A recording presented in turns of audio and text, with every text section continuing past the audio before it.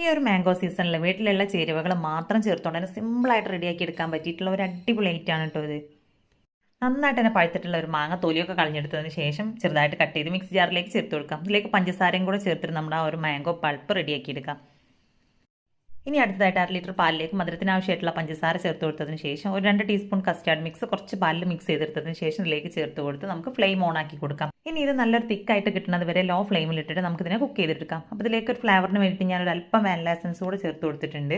അപ്പോൾ ഈ ഒരു തിക്കിലാണ് ഇവിടെ കിട്ടിയിട്ടുള്ളത്. ഇനി ഇതിൻ്റെ ഫ്ലെയിം ഓഫ് ചെയ്ത് കൊടുക്കാം.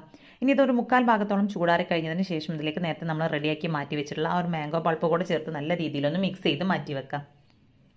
ഇനി അടുത്തായിട്ട് നമുക്ക് ഇതിലേക്ക് വേണ്ടത് ബ്രെഡാണ്. അപ്പോൾ ബ്രെഡിൻ്റെ ആ സൈഡിലുള്ള ബ്രൗൺ പാർട്ടൊക്കെ ഒന്ന് കട്ട് ചെയ്ത് മാറ്റിയതിന് ശേഷമാണ് ഞാനിത് അവിടെ എടുത്തിട്ടുള്ളത്.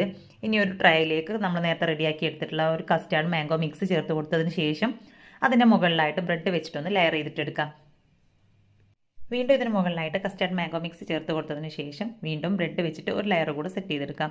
അങ്ങനെ ഇഷ്ടമുള്ള രീതിയിൽ എത്ര ലെയർ വേണമെങ്കിലും നമുക്ക് സെറ്റ് ചെയ്തിട്ടെടുക്കാം. അപ്പോൾ ഞാനിതപ്പോൾ അവിടെ 2 ലെയറാണ് ബ്രെഡ് വെച്ച് കൊടുത്തിട്ടുള്ളത്.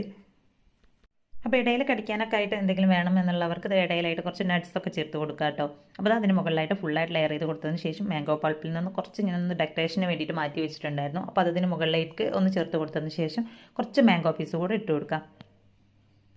അപ്പോൾ സംഭവം വളരെ സിമ്പിളാണ് ഇത് റെഡിയാക്കി എടുക്കാനായിട്ട്. ഇനി ഇത് ഫ്രിഡ്ജിൽ വെച്ച് നല്ല രീതിയിൽ തണുപ്പിച്ചെടുത്തതിന് ശേഷം കഴിക്കാം. അപ്പോൾ നല്ല തണുപ്പോട് കൂടെ കഴിക്കാനാണ് കേട്ടോ അത് കൂടുതൽ ടേസ്റ്റ്.